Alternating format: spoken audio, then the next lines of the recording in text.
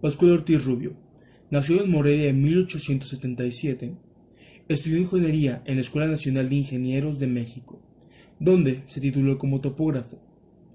Posteriormente, en su carrera como político, empezó como diputado, para posteriormente hacerse gobernador. Fue nombrado secretario de Comunicaciones y Obras Públicas por Manuel Adolfo de la Huerta.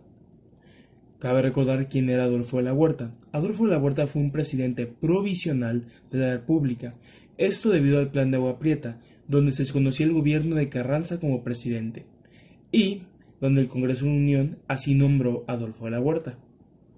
Regresando con Pascual Ortiz Rubio, fue embajador en Alemania y Brasil, pero dejó estos cargos posteriormente para perseguir la presidencia, siendo el primer candidato del Partido Revolucionario Nacional, y al fin, el 5 de febrero de 1930, Pascual Ortiz Rubio vencería a José Vasconcelos para subir a la presidencia. Pero esto marcaría tal vez uno de los inicios de presidencia más únicos en la historia de México, inclusive tal vez del mundo. ¿Por qué? Ya que el día de toma de posición de Pascual Ortiz Rubio habría un intento de asesinato hacia él, donde un señor llamado Daniel Flores le dispararía justamente en la mandíbula, dejándolo hospitalizado por 2 meses. Todo esto ocurrió cuando Pascual Ortiz Rubio estaba dirigiéndose a su coche que lo transportaría cuando fue interceptado por este señor, el cual pueden ver, ahí está una imagen de él. En cuanto a contexto, y lamentablemente, la presidencia de Pascual Ortiz Rubio se llevó durante el periodo del Maximato, un periodo que podría llamarse dejó el puesto de la presidencia en un estado inestable, inclusive se podría decir que de crisis. ¿Por qué? Se había llevado a cabo la rebelión escobarista, el asesinato de Álvaro Obregón, además de que se estaba ya saliendo de la guerra cristera. Era notable que México se encontraba en una etapa inestable, y que se estaban llevando a cabo varias situaciones donde personajes únicos de la historia estaban buscando llegar al poder. Además de eso, se tenía que lidiar con la crisis económica que había golpeado en 1929. Y por si no fuera poco, Pascual Ortiz Rubio estaba llevando a cabo varios procedimientos que él buscaba lograr, como por ejemplo el que México se uniera a la Liga de Naciones. Pero claro, como ya se mencionó al principio de esta presentación, solamente que duró en su cargo 2 años. La principal razón de esto, Plutarco Elías Calles, quien se hace llamar a sí mismo, y cito, el jefe máximo de la Revolución Mexicana, el cual hizo imposible que Pascual Ortiz Rubio permaneciera en la presidencia. Esto debido a que mantenía cuotas de poder, las cuales solamente hacían imposibles que Pascual permaneciera ahí.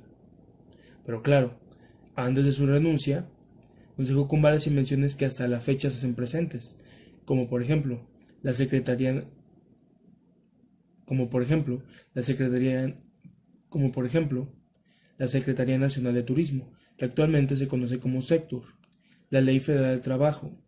También, durante su gobierno, se dio la división de Baja California, entre norte y sur. También se suprimió a Quintana Roo, lo cual amplió los terrenos de Yucatán y Campeche. Terminando su renuncia, afirmó esto, y cito, salgo con las manos limpias de sangre y dinero, y prefiero irme y no quedarme, aquí, sosteniendo por las bayonetas del ejército mexicano. Estas fueron las palabras con las que el presidente Pascual Ortiz Rubio dio fin a su presidencia.